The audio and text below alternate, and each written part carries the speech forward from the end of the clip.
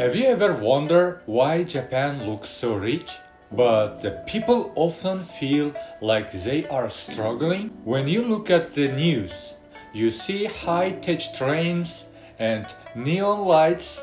But when you look at the inside a real Japanese home, the reality is very different. I've spent a lot of time observing how life actually works here, away from the tourist spots. I noticed that Japan has a very unique way of hiding its problems. If a country has economic trouble, you see it on the streets. You see mess, you see people complaining, but Japan, everything stays clean and quiet. This is because of a specific psychology that most outsiders don't understand. The reality of the rich life. I used to think that Japanese people were minimalist because they loved the Zen philosophy. The idea that less is more. But if you sit down and look at the cost of living versus the average salary, you see a different story. Most people in Tokyo live in what we call one-room mansions. These are tiny apartments, sometimes only 10 to 15 square meters. In these rooms, you don't have kitchen, you don't have a hot plate, you don't have a bedroom, you have a thin mattress on the floor that you fold away every morning. Why? Because for the last 30 years, salaries in Japan have almost stayed the same, while the cost of insurance and basic needs has gone up. They own nothing because they have no space to put anything and no extra money to buy it.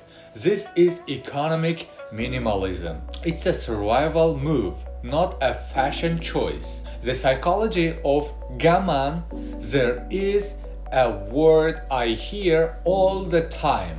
Gaman. It basically means to endure or to put up with something difficult without complaining. I noticed this is why Japan feels so stable. In the other countries, if people are unhappy with their pay, they might go on strike or cause trouble. In Japan, people just gaman.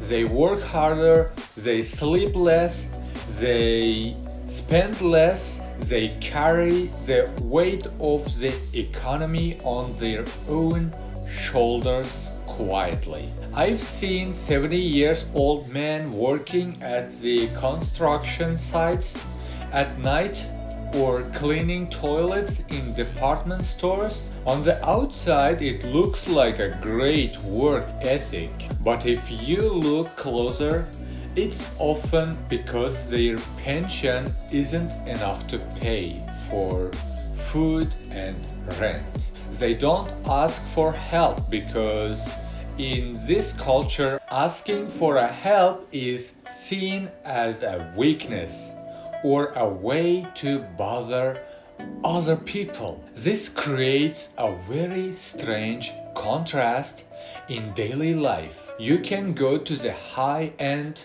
district like Ginza and see people dressed in expensive suits, looking very professional.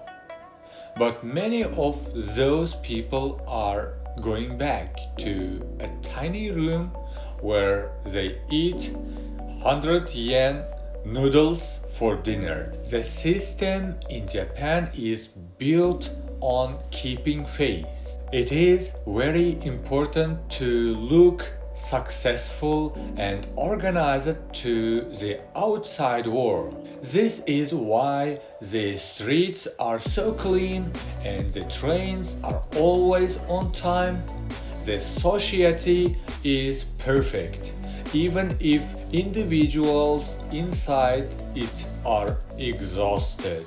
It's a very safe society. You can leave your wallet on a table in a cafe and it will still be there an hour later. That is the beautiful part of Japan. But the price of that safety, very high level of social pressure. You have to fit in. You have to be quiet. You have to be part of the machine. I also noticed how this affects the psychology of spending. Japanese people are some of the best savers in the world. Even if they don't earn much, they save. They don't trust the future. They remember the big economic bubble that popped in the 19th. Because of this, the economy feels frozen. People don't spend, so businesses don't grow, so salaries don't go up. It's a circle.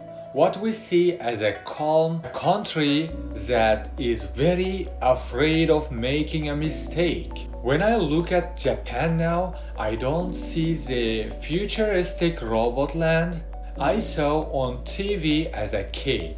I see a group of very disciplined, very tired people who are trying to maintain a high standard of living in a world that is getting more expensive every day. Japan taught me that happiness isn't always about how much a country produces. You can have a perfect, clean and safe country but still feel a lot of pressure inside. Minimalism is beautiful when it's a choice, but when it's forced by the economy, I think there is a lesson here for all of us. We often focus on the outside of our lives, our jobs, our clothes, how we look to others, but the inside,